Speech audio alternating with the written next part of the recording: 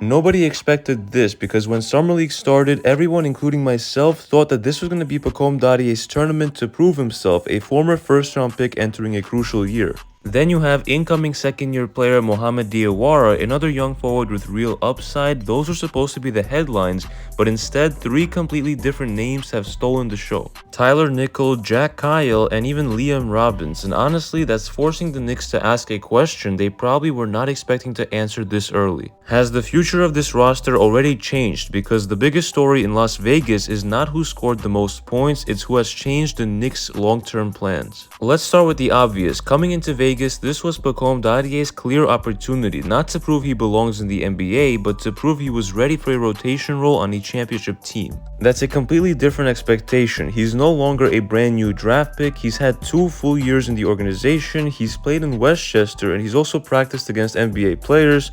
He's learned under Tom Thibodeau and now Mike Brown, and this was supposed to be his chance to separate himself, and while we've seen flashes, he has not completely owned Summer League the way that many fans hoped. That does not mean he's a bust, I think he's far from it, but it does mean something unexpected has happened. Other players have forced themselves into the conversation. Nobody really thought the 39th pick will become one of the bigger stories in Vegas, yet here we are. Jack Kayil has looked composed, patient, confident, and his breakout against Detroit was not just about scoring, it was about control. And then you hear the stories from Germany, the championship game, down 20, demands the basketball, leads to the comeback, and now suddenly, those stories make perfect sense. The Knicks did not just draft talent, they drafted mentality, and that's incredibly valuable for a team trying to stay under the second apron. Then there is Tyler Nickel. Everyone knew he could shoot, that's why he was drafted, but what surprised people was everything else. His effort, his movement, his understanding of spacing,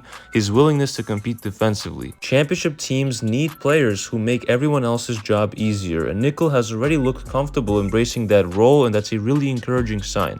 And maybe the biggest surprise was Liam Robbins. Nobody came into Summer League talking about Robbins, but now some fans are wondering if he deserves a training camp invitation. He's protecting the rim, blocking shots, making smart reads offensively, playing with confidence, and the Knicks desperately need center depth, and if Robbins keeps this up, he's going to make that decision much harder. Here's the biggest takeaway. The real winner of Summer League is the Knicks development system. Think about where this organization was just a few years ago. Fans constantly complained the Knicks could not develop young talent. But now, you see Tyler Kolek, Mohamed Diawara, Jack Kayil, Tyler Nickel, even Liam Robbins is forcing conversations. That's not luck, that's infrastructure, that's scouting, that's coaching, and that's also player development. Championship teams do not stay on top because they always draft stars.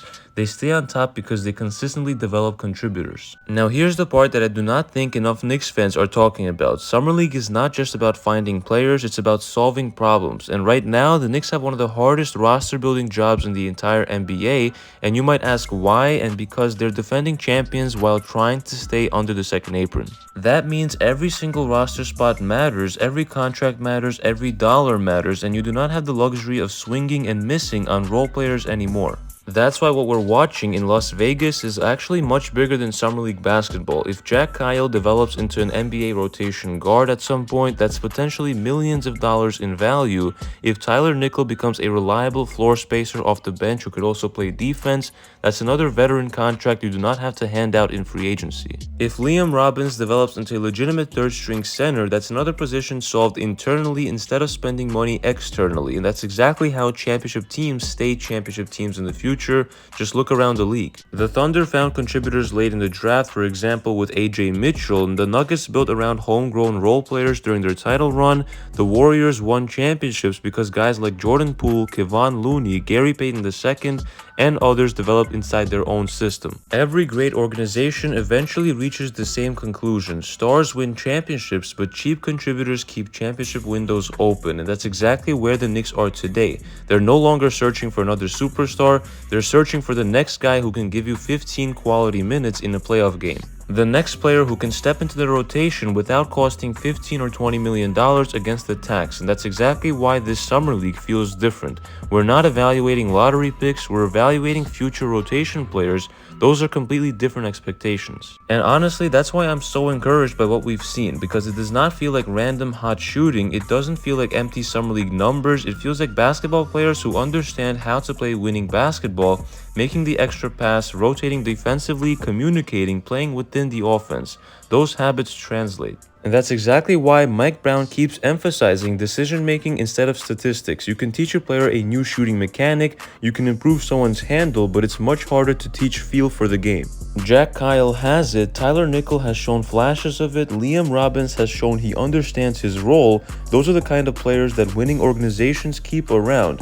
And that's why, in my opinion, this summer league has been such a success regardless of the final score. Because the Knicks did not just find highlights, they may have found future contributors. So maybe Pacôme Dadiet is not the biggest story anymore, and honestly that's okay because this summer league has become something much bigger than one player. It's become proof that the Knicks may finally have something they've been searching for, a real development pipeline, one capable of producing contributors every single year, and if that's true, the future of this organization is even brighter than we thought. But now I want to hear from you. Which Summer League player has impressed you the most? Jack Kayil, Tyler Nickel, Jaden Akins, or Liam Robbins? Or do you still believe Pacôme Dadiet will be the biggest piece long term?